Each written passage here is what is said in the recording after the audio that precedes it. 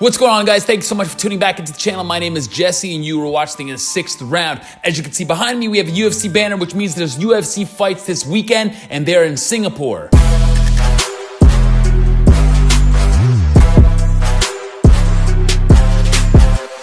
Now, we have 3 extremely underrated fights on this card, even more so, but the 3 most high-profile fights on the card are the ones we're going to be discussing today. The first one on the card is going to be Frank Camacho against Beneil Dariush.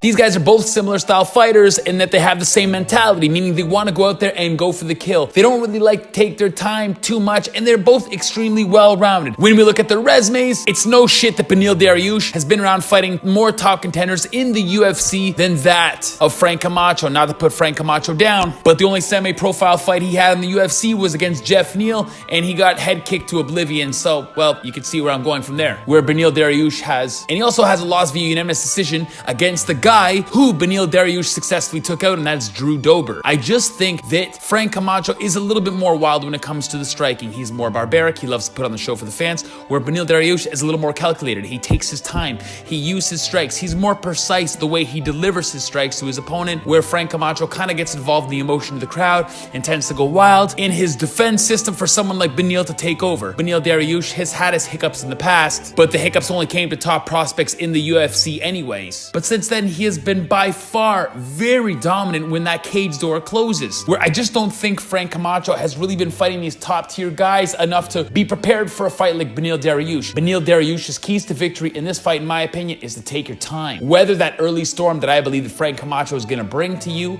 wait for those openings, and throw those strikes only when necessary. Wait for Frank Camacho to throw a hiccup, because mark my words, I believe he will. And then at that time, you could throw your strike, set it up for the takedown, and work your jiu-jitsu, because your grappling, in my opinion, is far more superior and on paper than that of Frank Camacho. Frank Camacho's keys to victory here is close that distance and close it as fast as you can. Tire Beneil Dariush out. When you make this a close encounter tie fight, we saw it in Edson Barbosa fight, you see Beneil Dariush get exposed, and he fatigues because he can't throw for 15 minutes solid straight, in my opinion anyways. So I think you're gonna have to turn this into a dogfight, but turn it in fast. I do think that Beneil is going to come up victorious in this fight. I think maybe around the 2nd round. After the 1st round, I think Beneil Dariush is really gonna find his stride, find his openings, able to land some nice shots, take it to the ground, and inevitably get the submission victory. This next fight is going to be another amazing fight against a previous top contender in the UFC, and Michael Johnson,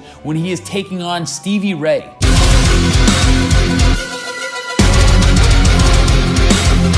I think people kind of close their eyes and turn their backs on Michael Johnson because he has had a lot of losses as of late in his career. But the fact of the matter is, these people have lost to are previous title contenders or current champions in the lightweight division.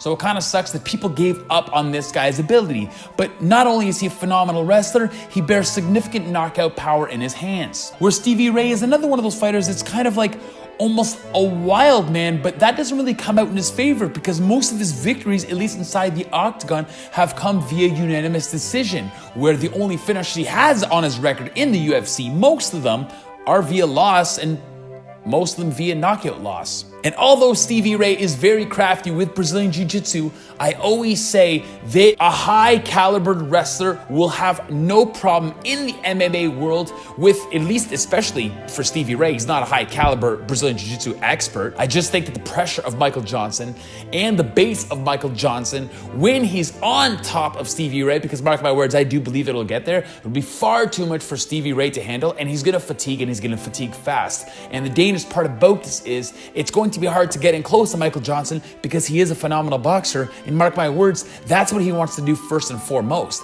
I just hope, and this is going to go in line with the keys to victory for Michael Johnson, that he sticks with the wrestling, uses his strikes only to set up the takedowns, and go back to his wrestling days. Exert that pressure on top of Stevie Ray and just drown him into that wrestling world, which he's not going to be comfortable with. He thinks he's comfortable off his back until he's fighting a high caliber wrestler like you, and he fatigues fast, and I mean very fast.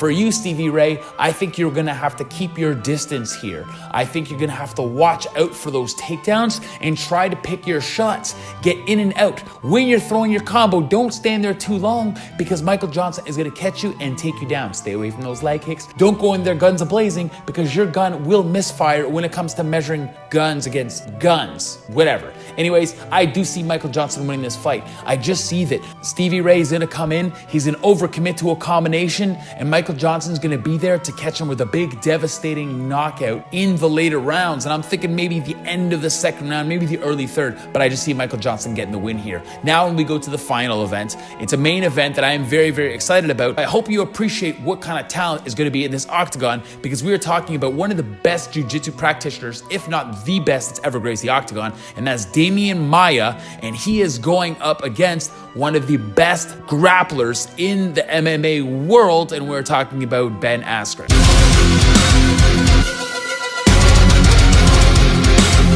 Now, Ben Askren obviously coming short in his last fight against Jorge Masvidal, where he didn't really get a chance to showcase his ability in the cage because he got knocked out real fast in record-breaking time. Kudos to you, Jorge Masvidal. But nonetheless, his grappling game is second to none. We saw in that first outing when he fought Robbie Lawler, he literally got slammed on his neck and grounded, pounded really hard by one of the best strikers and hardest strikers in the 170 division. But he was able to rebound, he was able to collect himself, get Robbie Lawler in a bulldog choke. I think Damian Maia here is going to have his hands full. Although his last two fights were coming in phenomenal fashion, especially against Lehman Good, who was promised to be a huge prospect in the division, and one scary striker, I just think none of those fights resembles even close to the fighting style or ability that Ben Askren brings to the table. I always say, I've said it previously in this video, that the best grappler will not be able to overtake the best wrestler, especially when it's in the world of MMA.